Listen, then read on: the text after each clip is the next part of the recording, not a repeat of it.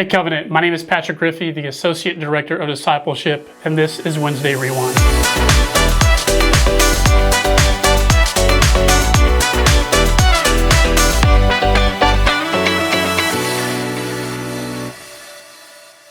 This past Sunday, Pastor Darren talked about the story of Jesus at the house of a Pharisee. This Pharisee has invited him in to share this meal with him. But as we learned, the Pharisee did not really welcome Jesus into his house. He didn't anoint his feet. He did not clean him. He did not do all of the kind of traditional things that you would do when you welcome someone into your home. And so instead what we see is this sinful woman who would very much be an outsider, who would stick out like a sore thumb in this situation. She anoints Jesus' feet with this rich perfume, using her hair and her tears to cleanse him. And in this story that we see, Jesus kind of challenges Simon, which is the Pharisee, because the Pharisee said, why are you letting her do this? And so he tells this story of two people who have been forgiven this great debt. One's like $100, one is $100,000. And he puts this to Simon and says, well, which one do you think is going to love him more? The one that was forgiven $100 or the one that's forgiven like $100,000? Well, it's a clear answer. It's going to be the person who's been forgiven a lot. And that passage, that story of forgiveness, made me think of another parable that Jesus tells as well. And I want to read that one today because as we're looking at this theme of a seat at the table, there was room at that table for both the judgmental, self-righteous Pharisee and the sinful woman. Jesus allowed both of them to be at that table. But are we allowing others to be at our table? Are we allowing both of those individuals to kind of have a seat where we are? Are we welcoming people in? Are we being judgmental towards others? That's what I want to challenge us with today.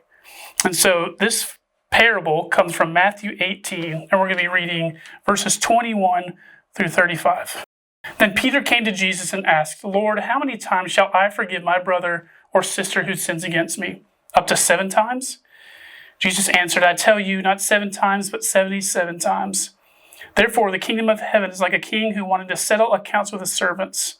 As he began the settlement, a man who owed him 10,000 bags of gold was brought to him. Since he was not able to pay, the master ordered that he and his wife and his children and all that he had be sold to repay the debt. At this, the servant fell on his knees before him. Be patient with me, he begged, and I will pay back everything. The servant's master took pity on him, canceled the debt, and let him go.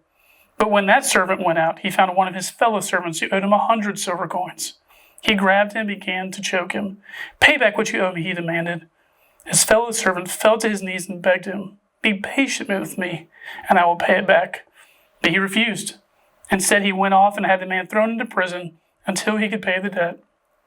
When the other servants saw what had happened, they were outraged and went and told their master everything that had happened. Then the master called the servant in. You wicked servant, he said. I canceled all that debt of yours because you begged me to. Shouldn't you have had mercy on your fellow servant, just as I had on you? In anger, his master handed him over to the jailers to be tortured until he should pay back all he owed.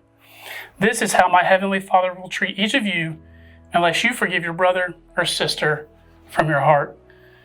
So this story kind of takes the example of the Pharisee and the sinful woman, kind of expands it a little bit. We see that the one who has been forgiven a lot should be a lot more gracious. But we've all been forgiven a lot.